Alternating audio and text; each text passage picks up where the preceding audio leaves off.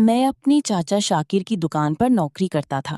شاکر چاچا کی بیوی نوجوان اور پیاری تھی۔ میں اکثر اس کو دیکھتا تھا اور سوچتا کبھی یہ بھی مجھے حاصل ہو گئی۔ ایک دن میں جب دکان سے شاکر چاچا کے گھر کھانا لینے آیا تو ان کی بیوی پانی سے پانی نکال رہی تھی۔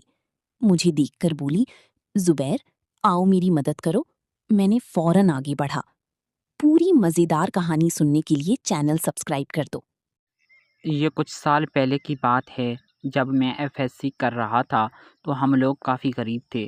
میرے بابا نے کہا تم اب پارٹ ٹائم کوئی کام پکڑ لو جس سے گھر میں کچھ پیسہ آتا رہے۔ میں نے کہا جی۔ اگلے دن بابا کے دوست شاکر چاچا کے پاس مجھے ان کی دکان پر کام مل گیا۔ میں پہلے ٹائم کالج جاتا تھا، پھر سیکنڈ ٹائم دکان پر ہوتا۔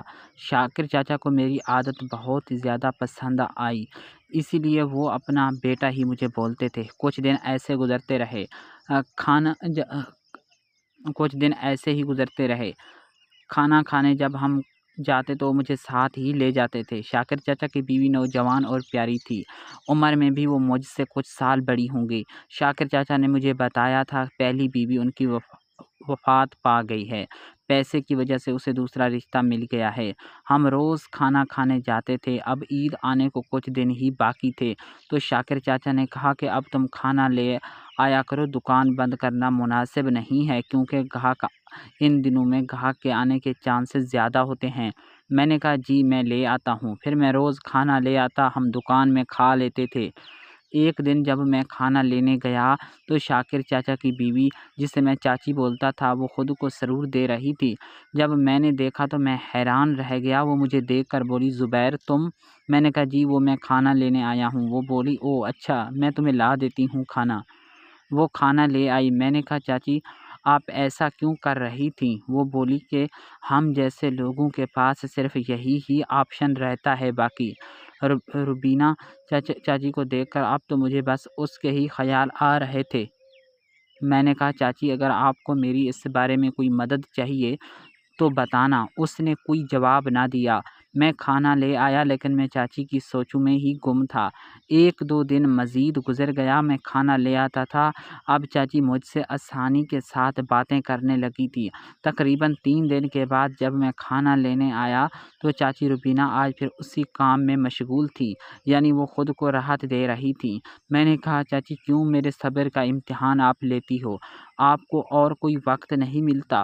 وہ بولی، میں کیا کروں، جب دل کرتا ہے تو لگ جاتی ہوں اس کام میں۔ میں نے کہا میں آپ کی مدد کرنا چاہتا ہوں۔ وہ بولی، تم کیسے میری مدد کرو گے؟ میں نے کہا آپ ایک میچ میرے ساتھ لگا کر تو دیکھو۔ وہ بولی، میں نے کبھی ایسا نہیں کیا ہے۔ میں نے کہا ایک بار آپ میری بات سے متفق ہو جائیں، آپ کو بہت اچھا لگے گا۔ وہ بولی، چل ٹھیک ہے اگر تم کہتے ہو۔ میں کل شاکر کو کال کروں گی کہ وہ تم کو جلدی بھیج دے کہ مجھے کچھ سامان منگوانا ہے، پھر تم آ جانا، ایک میچ ہمارا ہو جائے گا۔ میں نے خوشی خوشی سے کہا جی جی آپ کی بہت مہربانی ہوگی۔ میں روبینہ چاچی کو بائے بائے کر کے چلا گیا، پھر دکان پر پہنچ گیا۔ ہم نے مل کر کھانا کھایا اور کسٹمر وغیرہ کو جو کپڑے دکھائے اور ڈیل کی، لیکن مجھے کل کے آنے کا بہت ہی زیادہ انتظار تھا۔ خیر اگلے دن تقریباً 11 بجے روبینہ چاچی نے شاکر چاچا کو کال کی کہ تم زبیر کو گھر بھیجو، مجھے کچھ سامان منگوانا ہے، پھر کھانا بھی لیتا جائے گا۔ شاکر چاچا نے مجھے کہا، جا بھائی زبیر، تم کو تیری چاچی بلا رہی ہے۔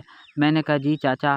پھر میں چلا گیا۔ وہاں گیا تو روبینہ چاچی تو شہزادی بنی ہوئی تھی۔ میں کچھ دیر ہم باتیں کرتے رہے، پھر ہمارے ایک میچ کا آغاز ہو گیا۔ ابھی ہم کافی دیر میچ میں مشغول رہے، پھر میں آؤٹ ہو گیا۔ مجھے دیکھ کر بولی، کل تو تم بڑی بڑی باتیں کر رہے تھے، آج تو تم مجھ سے بھی پہلے مکمل ہو گئے ہو۔ میں نے کہا جی بس کل سے ہی میں آپ کے ہی خیالات میں تھا، اسی وجہ سے۔ پھر میں نے دوبارہ کوشش کی تو روبینہ چاچی بھی مکمل ہو گئی۔ وہ بولی، تم میچ میں لگے رہو۔ پھر لگا رہا میں کافی دیر تک۔ میچ میں رہنے کے بعد وہ مزید ایک بار مکمل ہو گئی، لیکن میں ابھی تک نہیں ہوا۔ پھر کچھ دیر کوشش کے بعد میرا بھی کام ہو چکا تھا۔ روبینہ چاچی بولی کہ کافی اچھا میچ لگاتے ہو۔ میں نے کہا شکریہ چاچی۔ پھر اس کے بعد میں دکان پر کھانا لے کر چلا گیا۔ کچھ دن مزید گزر گئے، پھر ہفتے والے دن تقریباً 4 بجے شاکر چاچا نے دکان بند کر لی۔ پھر بولا چلو گھر۔ وہ اپنے ساتھ مجھے اپنے گھر لے گئے اور بولے کل تم کو چھٹی ہے نا؟ میں نے کہا جی۔ وہ بولے آج رات میں فیصل آباد مال یعنی کپڑا لینے جا رہا ہوں، تم آج رات میرے گھر کا خیال رکھنا۔ میں نے کہا جی انکل۔ مجھے دیکھ کر روبینہ چاچی بھی مسکرائی۔ پھر شاکر چاچا بولے بیٹا تم اپنے گھر کال کر کے بتا دو۔ میں نے کہا جی۔ پھر میں نے ابو کو کال کی کہ آج میں گھر نہیں آؤں گا، چاچا کے ساتھ میں فیصل آباد کپڑے لینے جا رہا ہوں۔ اگر میں ابو کو شاکر چاچا کے گھر کا رہنے کا بولتا تو وہ مجھے کبھی بھی اجازت نہ دیتے۔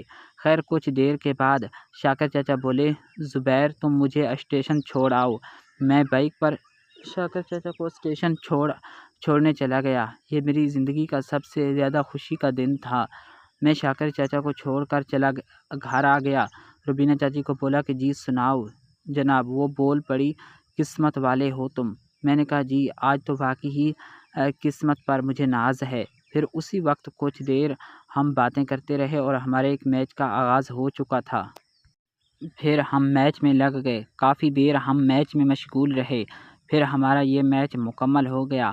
پھر میں کچھ سامان لے آیا اور ایک 7 اپ کی بوتل اور کچھ برگر وغیرہ بھی ساتھ لے آیا۔